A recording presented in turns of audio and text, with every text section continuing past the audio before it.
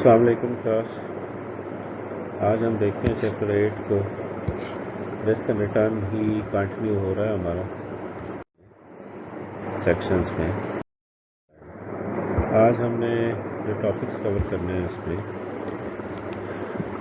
कल हमने बात की थी रिस्क एंड रिटर्न की कैलकुलेशंस की, इनके डिफरेंट टेक्निक्स की, मेथड्स की, पोर्टफोलियो के रिस्क फाइंड आउट करने की और उसके रिटर्न फाइंड आउट करने की। आज हम स्पेसिफिकली देखते हैं मार्कोविट्ज़ की पोर्टफोलियो थ्योरी क्या है, रिस्क और रिटर्न का रिलेशनशिप क्या है। इसको हम एलैबोरेट करेंगे कैपिटल एसेट प्राइसिंग मॉडल के थ्रू। फिर वैलिडिटी और role of capital asset pricing model, ये कैपम जो है ये कैपिटल एसेट प्राइसिंग मॉडल है। और फिर कोई और थ्योरीज भी हम देखेंगे जो पोर्टफोलियो को एलैबोरेट करने में हमें हेल्प कर।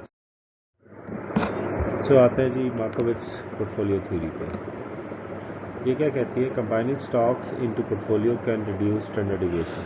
पहला एलिमेंट इसका क्या है कि अगर हम पोर्टफोलियोज़ में नंबर ऑफ स्टॉक्स कंबाइन करेंगे तो स्टैंडर्ड डिविएशन जो है वो कम हो जाएगी below the level obtained from a simple weighted average calculation. ठीक, जो वेटेड एवरेज कैलकुलेशन है उससे कम होना चाहिए। इसको आप यूँ देखेंगे, अगर एक में रिस्क है 50%, दूसरे में रिस्क है 40%, तो इक्वल वेट्स की जब हम बात करें तो ये आता है 45%। ठीक, अब वेटेड एवरेज कैलकुलेशन की बात करें, इसमें 60% वेट लगाऊं, इसमें 40% लगाऊं, ठीक है, तो इसमें जो है वो वेट्स को उससे मल्टीप्लाई करूं तो ये आता है 30%, और इसको उससे करूं तो ये आता है 16%। ठीक है, और इन दोनों का ऐड करूं तो बनता है 46%। सो जो 46% हमारा वेटेड था उससे हमारा रिस्क कम होना चाहिए। चाहे वो इक्वल वेट्स की बात करें, चाहे वो डिफरेंट वेट्स में बात करें, हमारा जो रिस्क है स्टैंडर्ड डिविएशन जो है वो कम हो जाना चाहिए। ठीक, और इसमें हमने कहा था कि लोएस्ट से भी कम हो जाती है बाज़ औक़ात, ये डिपेंड करता है सिनारियो टू सिनारियो पर। और ये सारी जो पॉसिबिलिटी है, जो ऊपर हमने कहा था कि weighted average calculation, simple weighted average calculation से स्टैंडर्ड डिविएशन नीचे आ जाए, उसके लिए कोरिलेशन कोएफिशिएंट बड़ा आसान कर देता है हमारे लिए। तो कोरिलेशन कोएफिशिएंट हमें बताता है दो एसिड के दरमियान में कि अगर ये 1 है तो इसका मतलब है ये परफेक्टली कोरिलेटेड है, एक ही डायरेक्शन में जाते हैं। यही अगर -1 है, इसका मतलब है दोनों अपोजिट डायरेक्शन में जाते हैं। और ये अगर 0 है, इसका मतलब है वो कोई ताल्लुक़ नहीं है एक का दूसरे से, दूसरे पे कोई इफेक्ट नहीं पड़ता, तो ये अनरिलेटेड हो जाता है। The various weighted combinations of stocks that create these standard deviations constitute the set of efficient portfolios. So हम जो कॉम्बिनेशंस थे, वेटेड कॉम्बिनेशंस क्या है कि मैं 10% 90% भी इन्वेस्ट कर सकता हूँ, मैं 20% 80% भी कर सकता हूँ, मैं 30% 70% भी कर सकता हूँ, 40% 60% भी कर सकता हूँ। अब ये सारे कॉम्बिनेशंस मैं ट्राई करता जाऊँगा, 50-50 भी कर सकता हूँ।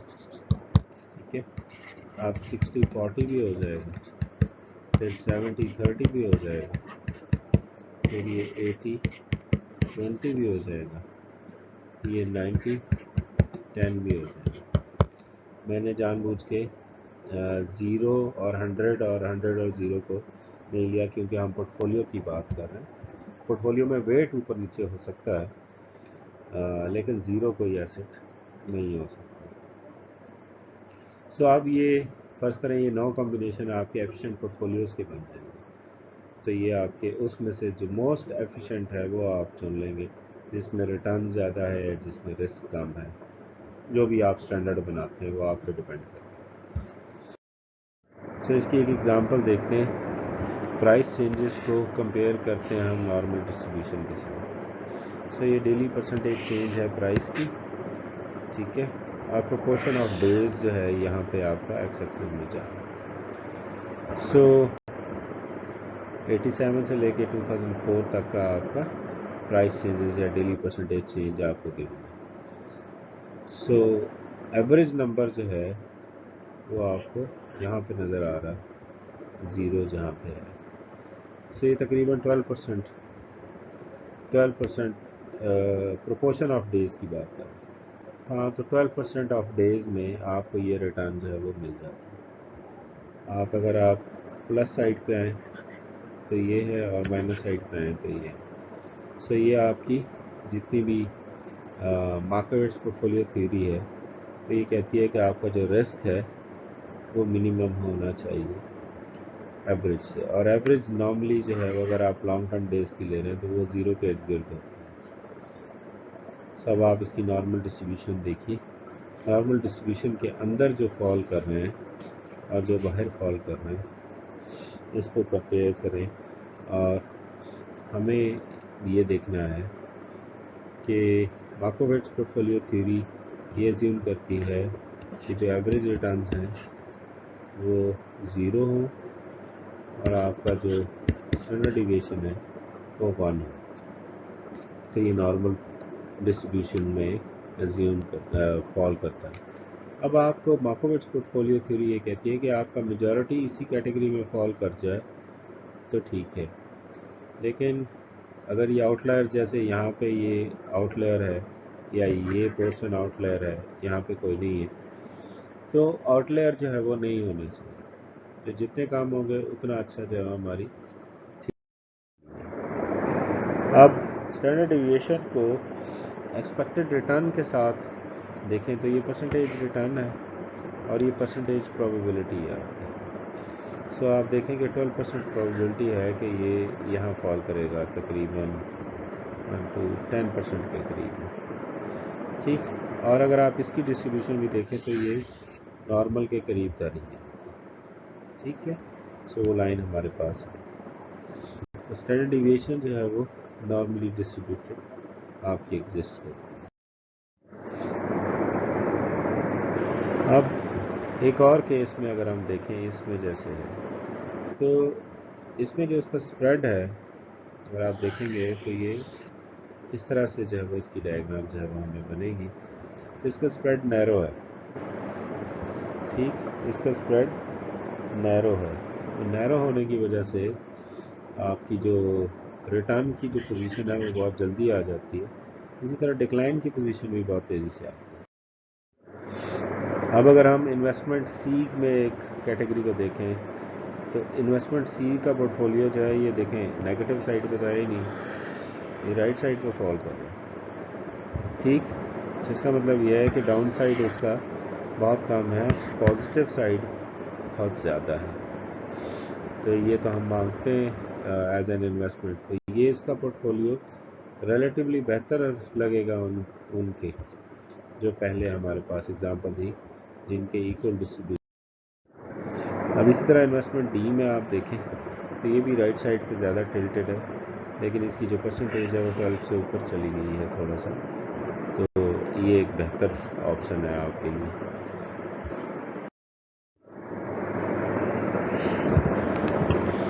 अच्छा जी, एक्सपेक्टेड रिटर्न्स और स्टैंडर्ड डिविएशंस को अगर हम देखें, they very given different weighted combinations of stock. ये तो हम पहले बात कर रहे हैं कि एक्सपेक्टेड रिटर्न भी चेंज होते हैं, साथ साथ स्टैंडर्ड डिविएशन भी चेंज होती है।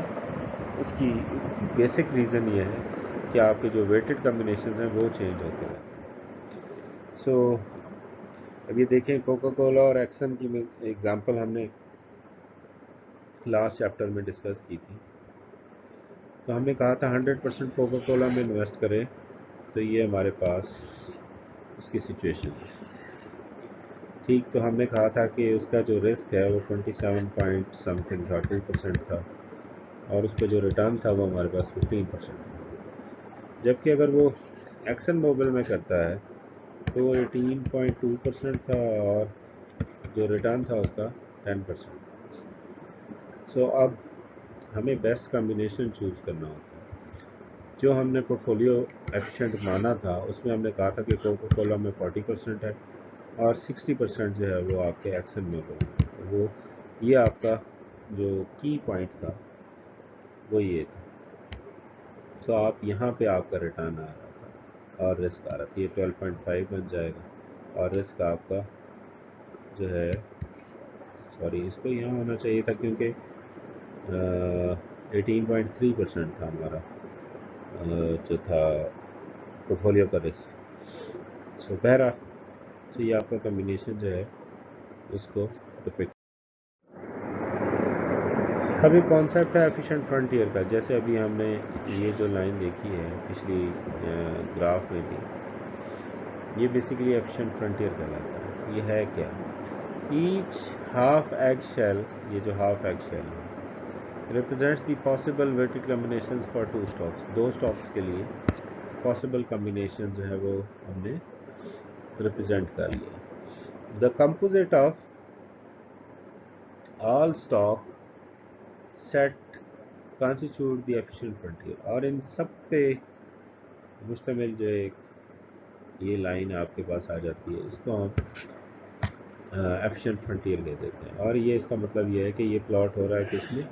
एक्सपेक्टेड रिटर्न परसेंटेज और स्टैंडर्ड डिविएशन यानी रिस्क के दरमियान। स्टैंडर्ड डिविएशन हमारा रिस्क में ये था, यानी रिस्क और रिटर्न के दरमियान में जो बैलेंस है, ये एक कम्बिनेशन है। फर्ज करें यहाँ पे और यहाँ पे, यहाँ और यहाँ का कोई एक कम्बिनेशन है, तो यहाँ जो है वो कभी यहाँ हम अज्यूम ये कर रहे हैं, फॉर एग्ज़ाम्पल जैसे अभी हमें एग्ज़ाम्पल थी, तो यहाँ 10% जो है वो कोका कोला को 10% एक्सन है और 90% कोका कोला है।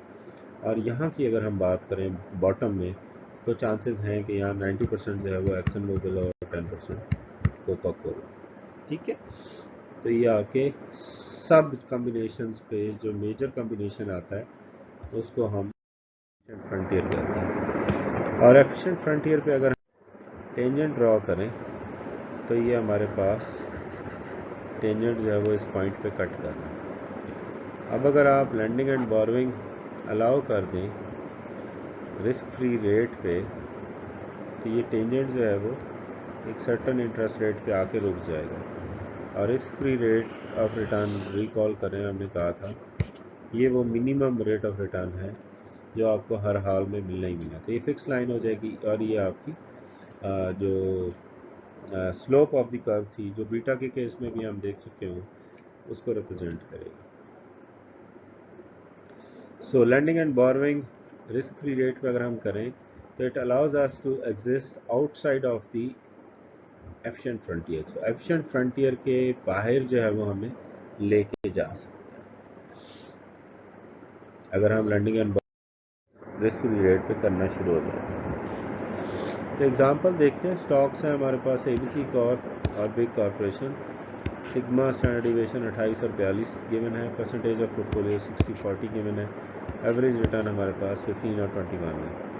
सो वेटेड एवरेज जो हमारे पास स्टैंडर्ड डिविएशन आती है वो 33.6 है। स्टैंडर्ड डिविएशन पोर्टफोलियो की अगर हम निकालें तो 28.1 है। तो देखें उससे कम होनी चाहिए, पहली गारंटी तो पूरी कर रहा है। रिटर्न जो वेटेड एवरेज है पोर्टफोलियो का वो 17.4% है। तो वो आपका जो है वो अच्छा खासा इंक्रीज है 15% के कंपैरिजन में। लेकिन आपका जो रिस्क है 33.3 से 28.1 पे आ गया, ये डिफरेंस है। अब जो एक और स्टॉक जो है वो न्यू कॉर्प इस पोर्टफोलियो में, तो उससे क्या होगा? पिछला पोर्टफोलियो जो था उसका सिग्मा 28.1 था। परसेंटेज पोर्टफोलियो हम 50-50% बना रहे हैं। उसका एवरेज रिटर्न हमने कहा था 17.4 है। जो न्यू कॉर्प है उसका सिग्मा 30 है और 19% उसका एवरेज रिटर्न है। सो अब नई जो स्टैंडर्ड डिविएशन है वो आ जाएगी हमारे पास वेटेड एवरेज 31.8 और जो न्यू स्टैंडर्ड डिविएशन है पोर्टफोलियो की वो क्या हो जाएगी 23.43 और वेटेड एवरेज पोर्टफोलियो का भी बढ़ जाएगा। सो अब दो एसेट्स से हमने 3 एसेट्स किए तो हमारी जो स्टैंडर्ड डिविएशन है वो भी कम हो गई और जो पोर्टफोलियो है उसका रिटर्न भी इंक्रीज। अब हम यहाँ पे जो इम्पोर्टेंट बात थी वो ये थी कि अगर हम कोरिलेशन कोएफिशिएंट की बात करें तो वो 0.3 है, उसको यूटिलाइज करें। So higher return and lower risk, ठीक है। How do we do that, ये हम आंसर पहले दे चुके हैं डाइवर्सिफिकेशन से। तो जितने हमारे एसेट्स, रिकॉल करें हमने जो लास्ट टाइम एक ग्राफ था वो ये यूँ आ रहा था कि जितने हमारे एसेट्स बढ़ते जाएंगे उतना हमारा रिस्क डिक्लाइन करता जाएगा। तो ये डाइवर्सिफिकेशन ये हो रहा है। सो एफिशिएंट फ्रंटियर पे वापस चलते हैं, जो कि रिलेशनशिप था रिस्क जिसको हम सिग्मा से मेजर कर रहे थे और रिटर्न, ठीक है। और ये जो लाइन है ये बेसिकली आपकी एफिशिएंट फ्रंटियर को शो करती है। तो आपकी ये जो लाइन ए बी है ये भी एफिशिएंट फ्रंटियर को शो कर रही है, किसके, पॉइंट ए और पॉइंट बी के दरमियान में। पॉइंट ए पे आपका जो पोर्टफोलियो है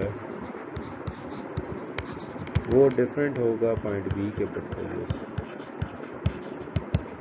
ठीक है। They can not be equal, ये डिफरेंट है तो आपका जो एफिशिएंट फ्रंटियर है होगा। अब ये भी हो सकता है कि आपका जो एफिशिएंट फ्रंटियर है वो इस तरह से हो। सो इसकी जो मैकेनिज्म है वो डिफरेंट होगी। सो अब आपके पास जो न्यू सिचुएशन बनी, तो अब आपका जो एफिशिएंट फ्रंटियर है वो ABN बन रहा है। बेसिकली जो आपका जो रिस्क और रिटर्न के रिलेशनशिप को आप ध्यान में रखें तो इस तरफ रिस्क बढ़ रहा है, इस तरफ रिटर्न बढ़ रहा है।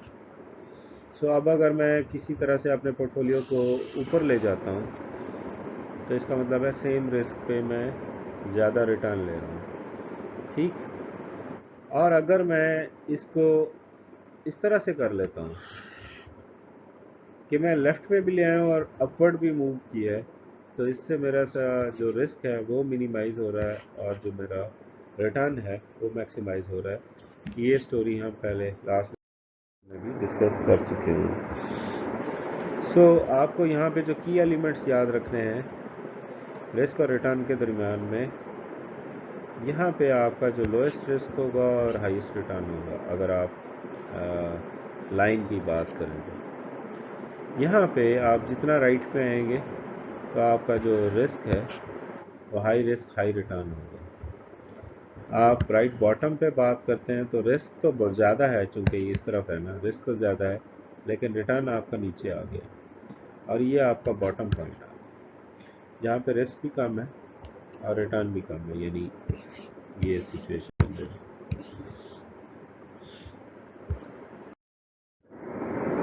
सो अब अगर आप एफिशिएंट फ्रंटियर की बात करें तो एफिशिएंट फ्रंटियर में आपको कहाँ होना चाहिए, low risk low return, low risk high return पे आप यहाँ से लेके यहाँ तक का जो सीक्वेंस है इस क्वाड्रेंट में जो लाई करता है, आप इसमें कहीं भी हो सकते हैं। आपका रिस्क जो है वो मिनिमम और रिटर्न मैक्सिमम होगा। आप फर्ज करें आप इस पॉइंट को चूज़ करते हैं तो इस पॉइंट पे जो रिस्क है वो ये आपका होगा, और अगर आप इस पॉइंट पे चूज़ करते हैं तो इस पॉइंट पे रिस्क आपका ही है। रिस्क तो कम है लेकिन साथ साथ रिटर्न भी तो कम है।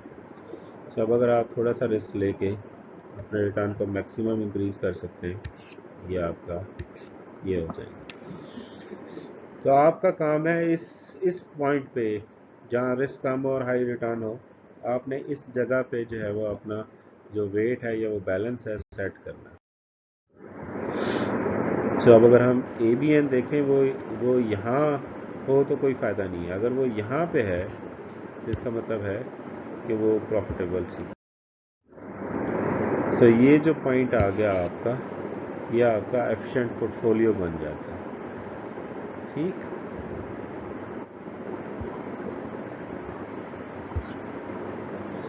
सो ये जो एफिशिएंट पोर्टफोलियो है ये बेसिकली गिव राइज करता है जो मार्केट रिटर्न है उसको, ठीक।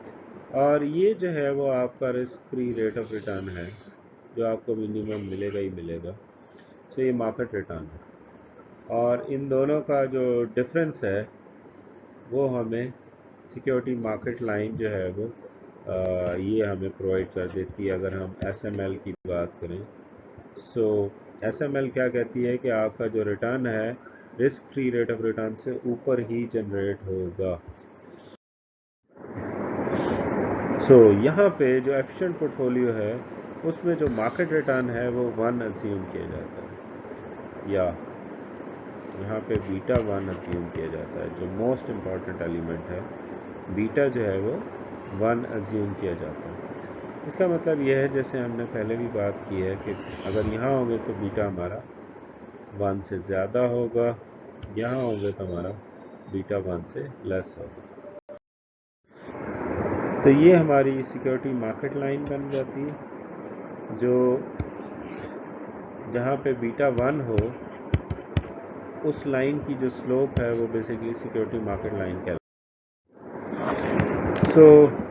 आहिस्ता आहिस्ता जो है वो हम सिक्योरिटी मार्केट लाइन की इक्वेशन की तरफ आ गए। वो बेसिकली जनरेट होती है आपकी risk free rate plus beta. Beta है, यानी बी नहीं है, बीटा है, और ये RM माइनस RF से जनरेट होता है। तो इसको हम इस तरह से लिख लेते हैं। ये जो SML है ये आपका रिटर्न की इक्वेशन है, और ये रिटर्न जो है वो जनरेट होता है आपके कैपिटल एसेट प्राइसिंग मॉडल से। ये बेसिकली आपके सामने कैपिटल एसेट प्राइसिंग मॉडल ही लिखा हुआ है, और ये जनरेट हुआ है सिक्योरिटी मार्केट लाइन से। ये आपका कैपिटल एसेट प्राइसिंग मॉडल आ गया, जैसे कि हमने बात की थी हमारे पास। इसमें तकरीबन वो 12-13% के करीब था, ठीक है। अब अगर आप 66 से 2002 की लाइन देखें तो देखें एवरेज रिटर्न जो है या मार्केट पोर्टफोलियो 1 बीटा पे, यानी RM जो है वो हमारे पास कितना आ रहा है, तकरीबन लेस देन 10% है, 9% होगा, 8.5%, 9%। सो इस टाइम पीरियड में आपका जो एवरेज रिस्क प्रीमियम है वो काफ़ी नीचे आ गया। अब अगर हम कैपम को टेस्ट करने की बात करें तो return versus book to market ratio जो है उसको अगर हम देखें तो ये बेसिकली डॉलर्स हैं लॉग के स्केल पे। सो स्मॉल माइनस बिग जो है वो आपका, तो ये रेड लाइन से शो हो रहा है, और high minus low book to market ratio वो ब्लैक से शो हो रहा है। तो इससे हुआ ये कि ये जो टाइम पीरियड था इसमें जो है वो आपका जो स्मॉल माइनस बिग के जो रिटर्न्स थे, return to book to market ratio जो थी वो ज़्यादा फेवरेबल थी। और with the passage of time क्या कहते हैं 86 से 66 की तरफ जब आप मूव किए तो आपको ये जो high minus low book to market ratio ये वाले आपको बेहतर परफॉर्म करते। अब अगर आप कंजम्पशन बीटास की और मार्केट बीटास की बात करें तो हमारे पास बीटास कौन कौन से हैं। एक तो हमारे पास स्टॉक्स हैं और बाकी जो रिस्की एसेट्स हैं। सो जो वेल्थ है वो मार्केट पोर्टफोलियो में है। सो मार्केट रिस्क जो है वो मेक्स वेल्थ अनसर्टन, ठीक है। वेल्थ अनसर्टन होने का मतलब ये है कि अब आप मार्केट पोर्टफोलियो में आ गए, प्रॉब्लम है। तो ये स्टैंडर्ड कैपम जो है वो आपका डिल्यूजन है कि आपको मार्केट बेनिफिट मिलेगा और प्लस आपको जो बिजनेस स्पेसिफिक बेनिफिट है स्टॉक से भी मिलेगा। सो जब वेल्थ अनसर्टन होती है, ठीक है, स्टॉक्स में जब आपके जो बाकी एसेट्स रिस्की एसेट्स में जब आप इन्वेस्ट करते हैं तो वो वेल्थ जो है उससे कंजम्पशन जो है वो अनसर्टन होती है। कंजम्पशन अनसर्टन होने का मतलब यह है कि आपकी जो स्पेंडिंग है वो डिक्लाइन कर जाती है। तो यहाँ पे बेसिकली कंजम्पशन बीटास डिपेंडेंट होते हैं आपकी वेल्थ पे, और वेल्थ आपकी डिपेंडेंट है मार्केट पोर्टफोलियो पे, और इन बिटवीन ये सारी वेल्थ जो है कंजम्पशन पैटर्न्स ये डिपेंडेंट हैं आपके मार्केट बीटा पे। तो ये आपका स्टैंडर्ड कैपम कहलाएगा और ये आपका कंजम्पशन कैपम जो है वो कहलाएगा। अल्टरनेटिव टू बीटा की हमने बात की थी, सॉरी कैपा मॉडल्स में। सो ये 2 फैक्टर मॉडल जो है वो हमारे पास है, ठीक है, 2 फैक्टर मॉडल। सो 2 फैक्टर मॉडल में हमने कहा था कि जो रिस्क प्रीमियम है वो R माइनस आर एफ होता है। तो रिकॉल करें, हमने कहा था R is equal to R F plus risk premium, ठीक है, जबकि रिस्क प्रीमियम हमने कहा था beta into R M minus R F. तो ये कैपम था हमारे पास। सो रिस्क प्रीमियम को अगर उधर ले आऊँ, ठीक है, सॉरी आर एफ को उधर ले जाऊँ तो रिस्क प्रीमियम की इक्वेशन आ जाती है मेरे पास आर माइनस आर एफ। तो ये वही लिखा है। और उसको अगर हम फैक्टर मॉडल से करें तो ये आएगा basically R minus R F बनता है जो beta of factor 1 into R factor 1 minus R F, beta of factor 2 R F 2 minus R F and so on, ये चलता रहेगा। और ये तो था प्रीमियम की एक्सपेक्टेड रिस्क की इक्वेशन।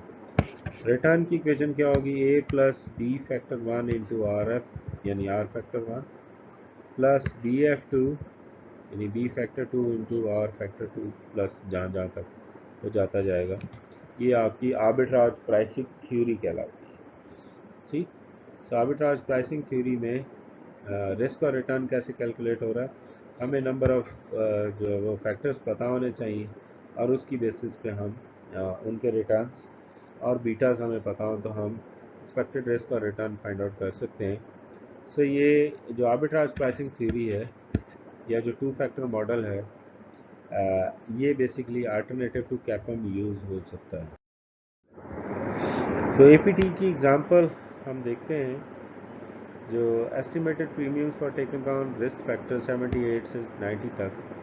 सो यील्ड स्प्रेड में अगर आप देखें R factor minus R F जो रिस्क प्रीमियम है, यील्ड स्प्रेड में 5.10% था, इंटरेस्ट रेट में नेगेटिव में था, एक्सचेंज रेट में नेगेटिव था, रियल जीएनपी में पॉजिटिव 0.49 था, इन्फ्लेशन में माइनस नेगेटिव में था, और मार्केट रिटर्न में अगर आप बात करें तो 6.3।